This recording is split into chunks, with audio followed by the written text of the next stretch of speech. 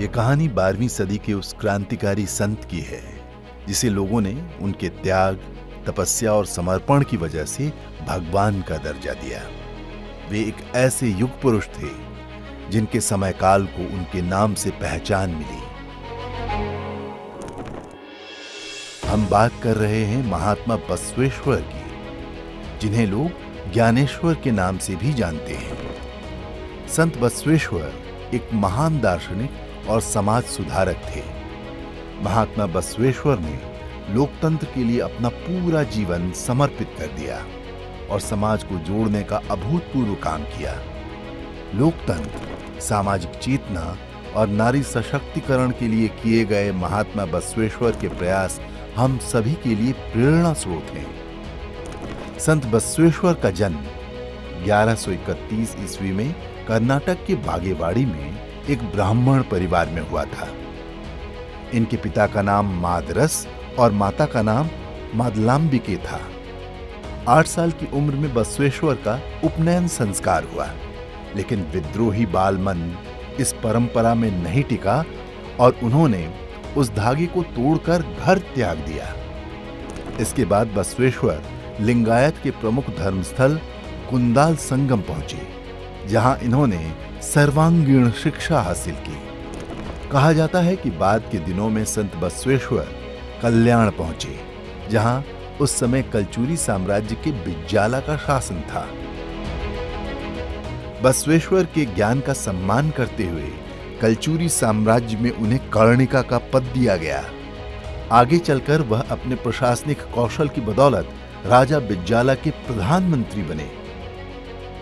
लेकिन महात्मा बसवेश्वर को वास्तविक चिंता समाज की बिगड़ी हुई सामाजिक आर्थिक दशा की थी। वे देख रहे थे कि समाज में गरीब अमीर की खाई लगातार चौड़ी हो रही थी। समाज पर छुआछूत का व्यापक असर था और लैंगिक भेदभाव वाले समाज में महिलाओं का जीवन नारकीय बना हुआ था। संत बसवेश्वर का मानना था कि मनुष्य अपने जन्म से नहीं बल्कि समाज में अपने आचरण से महान बनता है। उन्होंने काम को पूजा मानकर शारीरिक श्रम किया, गरिमा की शिक्षा दी। संत बसवेश्वर ने अपने विचारों को मजबूत किया और इन सभी सामाजिक बुराइयों के खिलाफ जंग छेड़ दी। निकट भविष्य में वह विचारों के आरंभिक प्रणेता के रूप में एक महान सुधारक बनकर उभरे। उनके लेखन और दर्शन ने समाज में क्रांतिकारी बदलाव किए।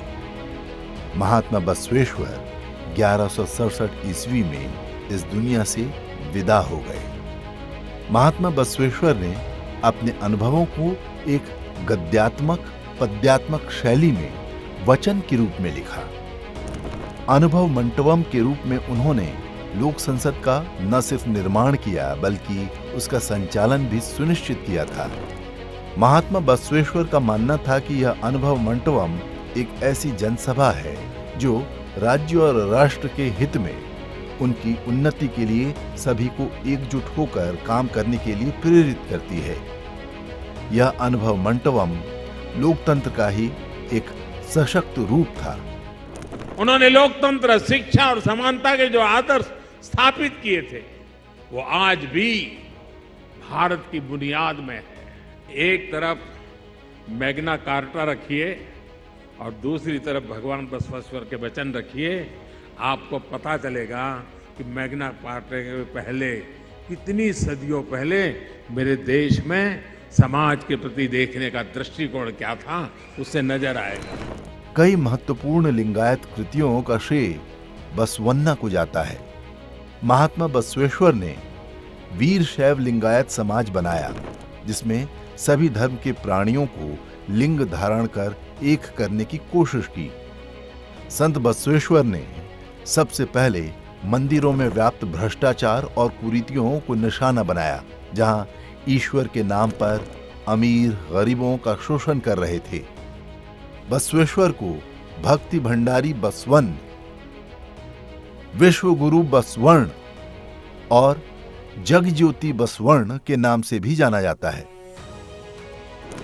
संत बसवेश्वर ने लोकतंत्र, शिक्षा, समानता और सेवा के जो आदर्श स्थापित किए वो आज भी देश की बुनियाद में है।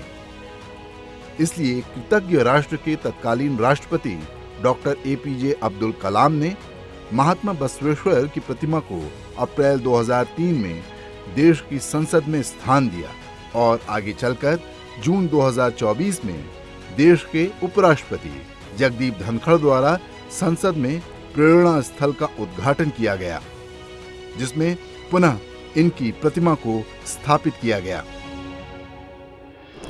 संत बसवेश्वर की प्रतिमा का निर्माण प्रख्यात मूर्तिकार श्याम नारंग द्वारा किया गया।